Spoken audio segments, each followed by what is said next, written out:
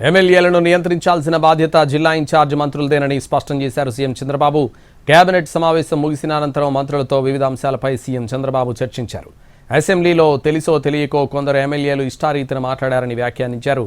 తమ జిల్లాల పరిధిలో ఉన్న 7 ఎమ్మెల్యేలను నియంత్రించాల్సిన బాధ్యత ఆయా జిల్లాల ఇన్ఛార్జ్ మంత్రులదేనని స్పష్టం చేశారు చంద్రబాబు.